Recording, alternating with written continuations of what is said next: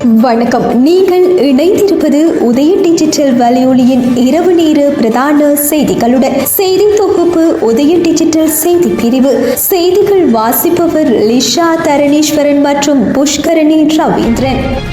வடக்கு மாகாணத்தில் தற்போது பரவியுள்ள எலிக்காய்ச்சல் நோயானது மனிதர்கள் உள்ளிட்டு பல்வேறு விலங்குகளிலும் ஏற்படக்கூடிய அபாயம் காணப்படுவதாக வடக்கு மாகாண கால்நடை சுகாதார உற்பத்தி திணைக்களத்தின் மாகாண பணிப்பாளர் மருத்துவர் எஸ் வசீகரன் தெரிவித்துள்ளார். எலிக்காய்ச்சல் தொடர்பில் விளக்கம் அளிக்கும் ஊடக சந்திப்பு திருநெல்வேலியில் உள்ள கால்நடை சுகாதார உற்பத்தி திணைக்களத்தில் இன்றைய தினம் காலை இடம்பெற்ற போதே அவர் மேற்கண்டவாறு தெரிவித்தார். அவர் மேலும் தெரிவிக்கையில், குறித்த நோயானது லெப்டரோஸ்பைரா எனப்படும் ஒரு வகை பாக்டீரியாவினால் ஏற்படுத்தப்படுகின்ற தொற்று நோயாகும். இந்நோயினால் பாதிக்கப்பட்ட எலிகளின் சிறுநீரில் இப்பாக்டீரியாக்கள் வாழும். எலியின் சிறுநீர் மற்றும் மலம் மூலம் வெளியேறும் இப்பாக்டீரியாவானது மழை காலங்களில் மழை நீர் மற்றும் வெள்ளத்தில் கலந்து அயற்புறங்களுக்கு பரவும். மழை காலங்களில் குடிநீர் கிணறுகளில் கூட தொற்று கிருமிகள் கலக்கக்கூடும். தொற்றடைந்த நீரை பருகுவதாலோ அன்றி காயமுற்ற தோல், கண், வாய் போன்ற பகுதிகளில் தொடுகையுறும் வேளைகளில் இப்பாக்டீரியா உடலுள் ஊடுருவி செல்லும் வாய்ப்பு உள்ளது. இதுவே எமது உடலில் எலிக்காய்ச்சல் பரவ பிரதான காரணமாக உள்ளன.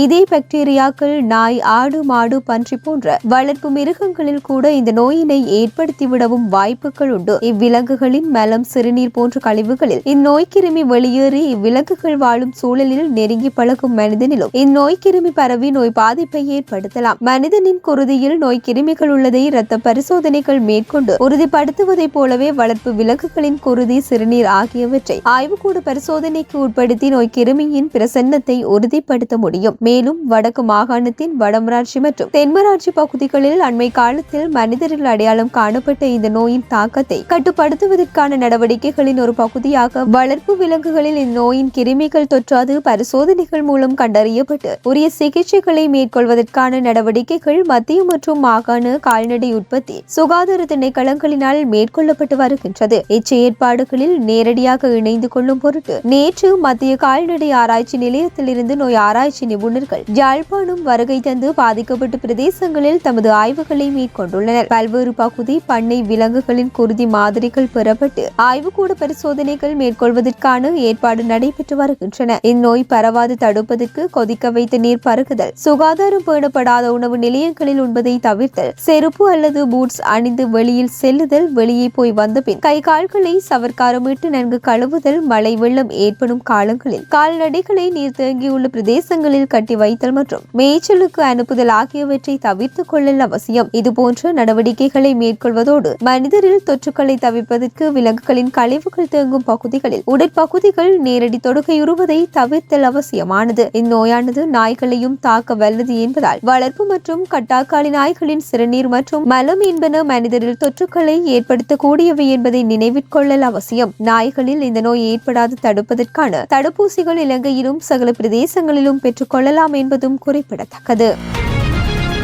யாழ் நெடுந்தீவு குறைகாட்டுவான் இடையிலான நோயாளர் காவு படகு சேவையை கடற்படையினர் தொடர்ந்து முன்னெடுக்க வேண்டும் என வடமாகாண ஆளுநர் கடற்படையினரிடம் கோரியுள்ளார். கியூமெடிகா நிறுவனத்தால் நடத்தப்படும் நோயாளர் காவு படகு சேவை தொடர்பான கலந்துரையாடல் வடக்கு மாகாண ஆளுநர் வேதநாயகன் தலைமையில் இடம்பெற்றிருந்தது. இதன்போது நெடுந்தீவில் இருந்து நோயாளர்களை கொண்டுவரும் சேவை கியூமெடிகா நிறுவனத்தின் நோயாளர் காவு படகு சேவை மூலமாக முன்னெடுக்கப்பட்டு வருகின்றது. மாதாந்தம் 15ஆம் திகதியில் இருந்து 20 நோயாளர்கள் வரை இவ்வாறு நோயாளர் காவு படகு சேவை மூலம் கொண்டு வரப்படுகின்றார்கள். இவ்வாறான சேவையை முன்னெடுக்கும் கியூமெடிகா நிறுவனத்துக்கு வடக்கு மாகாண ஆளுநர் நன்றிகளை தெரிவித்தார். மேலும் கடற்படையினராலும் தற்போது நோயாளர் காவு படகு சேவை நடத்தப்பட்டு வருகின்றமையை குறிப்பிட்ட ஆளுநர் அதனை தொடர்ந்து முன்னெடுக்குமாறு கோரிக்கை முன்வைத்ததுடன் கடந்த நவம்பர் மாத இறுதியில் யாழ்ப்பாணத்தில் நிலவிய சீரற்ற காலநிலை காரணமாக படகு சேவைகள் இடம்பெறாத நிலையில் நெடுந்தீவில் இருந்து 3 நோயாளர்கள் விமானப்படையினரின் உலக வானூர்தி மூலம் யாழ்ப்பாணம் அழைத்து வரப்பட்டிருந்தமையும் குறிப்பிடத்தக்கது.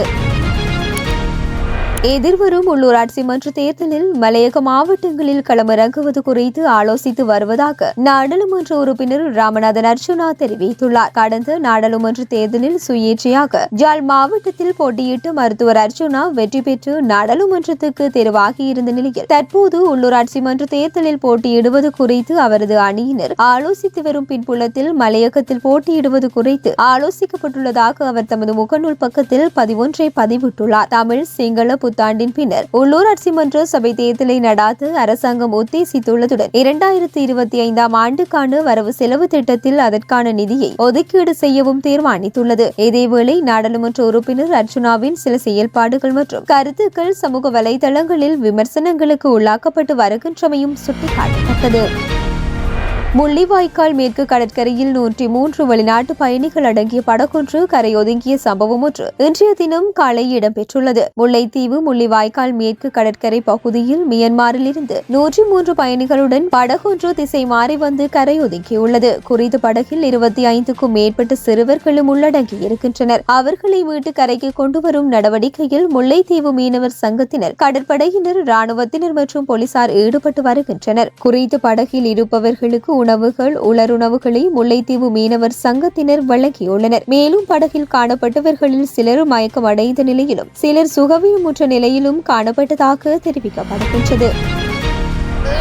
குரல் சில அரசு அதிகாரிகளுக்கு கேட்காத நிலைமையே தற்போது இங்கு இருக்கின்றது என வடக்கு மாகாண ஆளுநர் ந. வேதநாயகன் கவலை வெளியிட்டுள்ளார். தர்மம் அமைப்பின் ஏற்பாட்டில் செவிப்புல சவால் உடையோரின் சைகை மொழி உரிமை மற்றும் விழிப்புணர்வு தொடர்பான நிகழ்வு கிளிநொச்சி பசுமை பூங்காவில் நேற்று இடம்பெற்றது. இலங்கையில் சைகை மொழி அங்கீகரிக்கப்பட வேண்டும், அரசு நிறுவனங்களை இலகுவாக அணுகக்கூடிய நிலைமை ஏற்படுத்தப்பட வேண்டும் என வலியுறுத்தப்பட்ட இந்த நிகழ்வில் இது தொடர்பான கோரிக்கை மனுவும் ஜனாதிபதி அனுரகுமார திசாநாயக்கவிடம் கையளிப்பதற்காக வடக்கு மாகாண ஆளுநரிடம் ஒப்படைக்கப்பட்டது. குறித்த நிகழ்வில் கலந்து கொண்டு உரையாற்றும் போதே அவர் இவ்வாறு தெரிவித்தார். இலங்கையின் பல பாகங்களில் இருந்தும் இங்கு நீங்கள் திரண்டிருப்பதன் மூலம் உங்கள் உரிமையை நிலைநாட்டு எவ்வளவு அக்கறையாக இருக்கின்றீர்கள் என்பதை உணர முடிவதாக குறிப்பிட்ட அவர், உங்களின் குரல்கள் மாத்திரமல்ல, ஏழைகளின் குரலும் அரச திணைக்களங்களில் உள்ளவர்களால் கேட்கப்படுவது இல்லை என வேதனையுடன் சுட்டிக்காட்டினார். தன்னிடம் ஒப்படைக்கப்பட்ட மனுவை ஜனாதிபதியிடம் ஒப்படைப்பேன் என்று குறிப்பிட்ட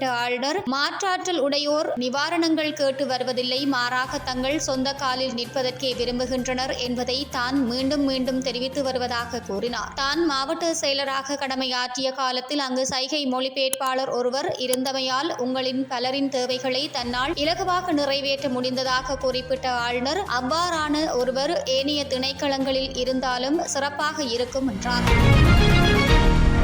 கல்வி பொதுத்தராதர சாதாரண தர பரீட்சை எதிர்வரும் மார்ச் மாதம் நடைபெறும் என பரீட்சைகள் திணைக்களம் தெரிவித்துள்ளது. இம்முறை சாதாரண தர பரீட்சையை 2025 ஆண்டு மார்ச் மாதம் 17 முதல் மார்ச் 26 வரை நடத்த ஏற்பாடுகள் செய்யப்பட்டுள்ளதாக பரீட்சைகள் ஆணையாளர் நாயகம் HJMC அமித் ஜெயசுந்தர் தெரிவித்துள்ளார். இது தொடர்பான மேலதிக தகவல்களை 1911 அல்லது 01127842008 அல்லது 011278453 அல்லது 01127866616 ஆகிய தொலைபேசி இலக்கங்களுக்கு அல்லது gceolexams@gmail.com என்ற மின்னஞ்சல் முகவரிகளின் ஊடாக பெற்றுக்கொள்ள முடியும் என பரீட்சைகள் திணைக்களம் தெரிவித்துள்ளது. அரசாங்கத்தில் பதிவு செய்யப்பட்ட மருத்துவ அதிகாரிகளின் ஓய்வு வயதை 63 வயது வரை நீடிக்க அமைச்சரவை ஒப்புதல் அளித்துள்ளது. சுகாதார ஊடகத்துறை அமைச்சர் மற்றும் பொது நிர்வாக, மாகாண மற்றும் உள்ளூராட்சி அலுவல்கள் அமைச்சரினால் கொண்டுவரப்பட்ட அமைச்சரவை தீர்மானத்தின் பிரகாரம் இந்த அனுமதி வழங்கப்பட்டுள்ளது. அதன்படி சிறப்பு மருத்துவ அலுவலகர்கள், தர மருத்துவ அலுவலகர்கள், சிறப்பு பல் மருத்துவ அலுவலகர்கள், அனைத்து பல் அறுவை சிகிச்சை அலுவலகர்கள் மற்றும் நிர்வாக மருத்துவ அலுவலகர்கள் உட்பட அனைத்து அரசு பதிவு மருத்துவ அலுவலகர்கள் ஓய்வு வயது 63 உயர்த்தப்பட்டுள்ளது. முன்னதாக மருத்துவர்களின் ஓய்வு வயது 65 இருந்தது. பின்னர் அது 60 குறைக்கப்பட்டமை இதன்போது குறிப்பிடத்தக்கது. இத்துடன் உதயன் டிஜிட்டல் வலையொலியின் இரவு நேர பிரதான செய்திகள் நிறைவடைகின்றன. தொடர்ந்து நாளை காலை நேர செய்தி அறிக்கையோடு இணைந்திருக்கலாம். வணக்கம்.